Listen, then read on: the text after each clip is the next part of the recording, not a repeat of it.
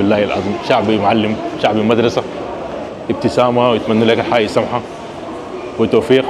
مرحبا بكم في المغرب. وصلنا المغرب طنجة، أجواء فوق الخيالية. سبحان الله يا أخي، فرق كبير إن إحنا في أوروبا دي ضغط زيادة عن اللازم عن الأجواء دي، جماهير مع الناس السياح العاديين.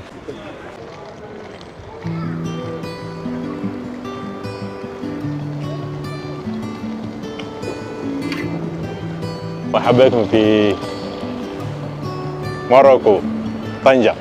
يا سلام على الأجواء دي، بلد مضيافة صراحة. أنا بعرفهم من هناك، ناس شعب طيب، لكن لا يثبتوا لي لما تجي في بلدهم الحاجة دي ما مستعارة، الحاجة دي عاديين عندهم، كلهم يرحبوا بك، إنك إقامة سعيدة.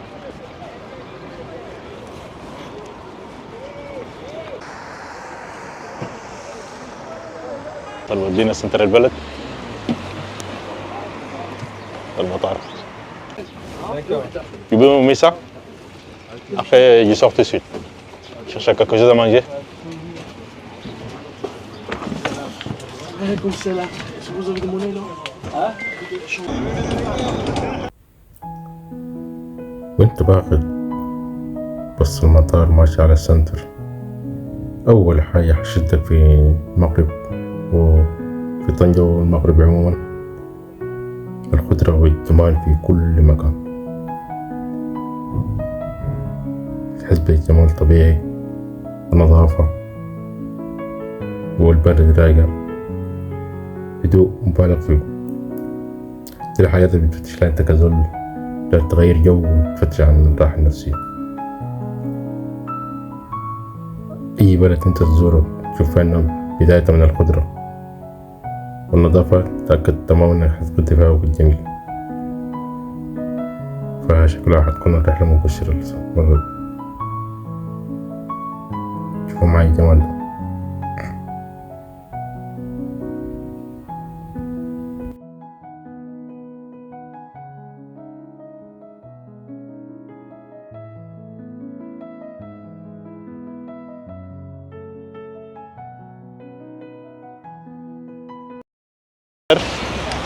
دي محطة القطر بتاع طنجة، ده الهيلتون. أنا فندق ورا الهيلتون ده على طول. جمال زي الجمال، جمال زي الجمال. مرحبا بكم في المغرب.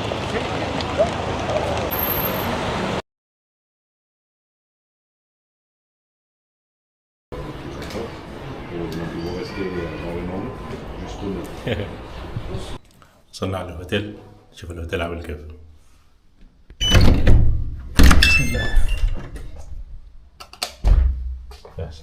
ده مطعم شكله جميل، لكنه وصف لي محل اجمل. المحل ده من أجمل المحلات الشعبية اللي أنت ممكن تاكل فيها أكل مغربي على الإطلالة الجميلة دي.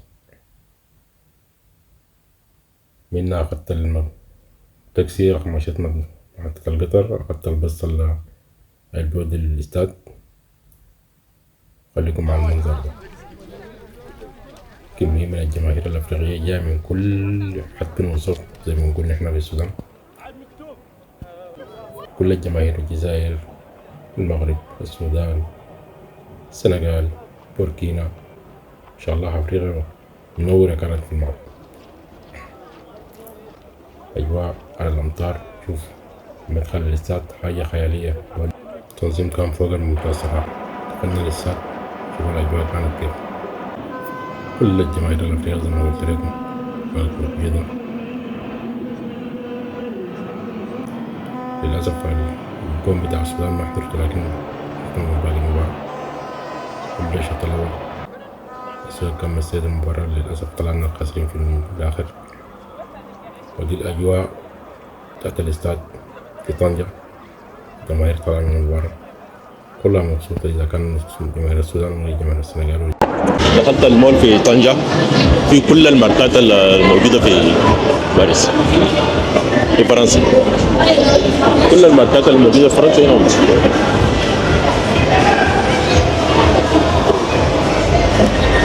نباتات وحياه طبيعيه.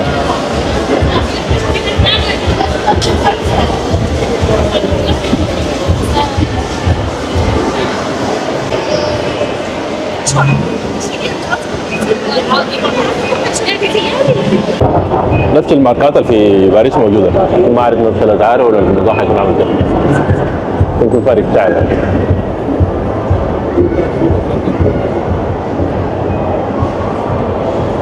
مول كبير جدا، فيه وزن 3-4 غرف، 3 غرف.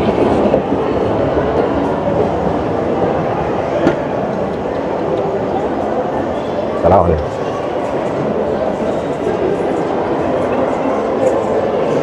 هذه كل الماركات الموجودة في باريس.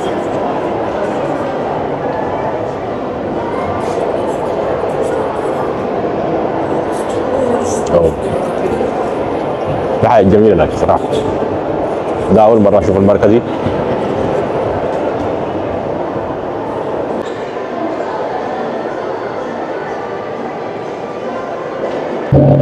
تطلع المطاعم فوق، الطابق الأخير زي أي حتة في المطاعم.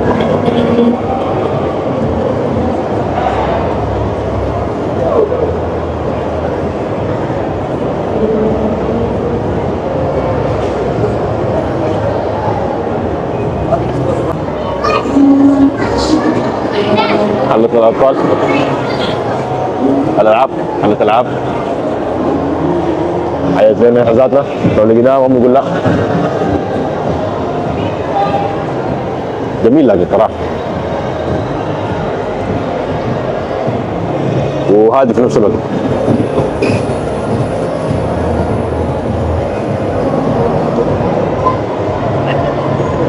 ولا كل البراند العالمية، برجر كينج، KFC، بسكن.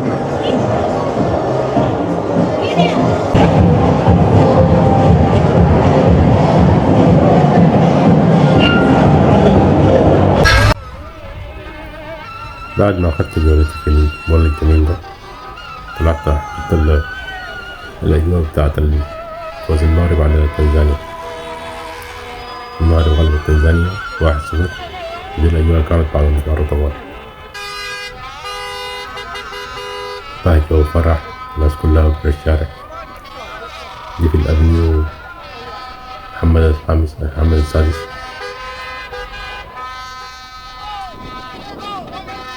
أجواء فوق الخيال، كل طنجة حرفيا طالع في الشارع.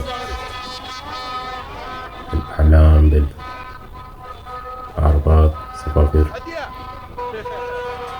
أجواء كانت فوق الخيال.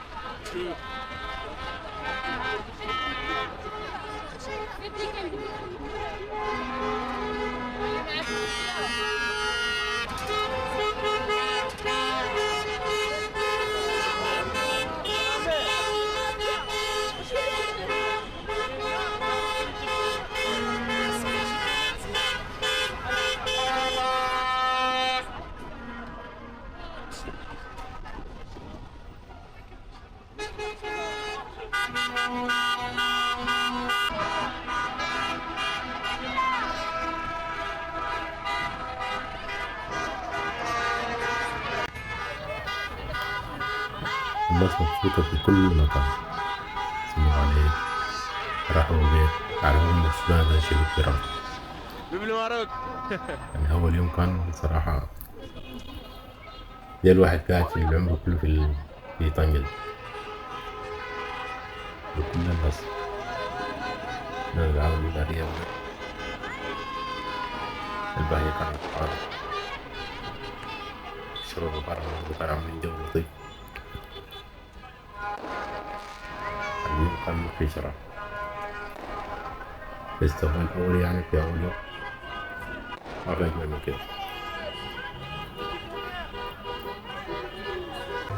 أخليكم على الأجواء دي زي شباب القناة بتقول لكم عملوا كاتب والله الخير. خليكم على الأجواء دي. في الفيديو الجاي إن شاء الله ناخد نشوف وش في الغريزة من طنجة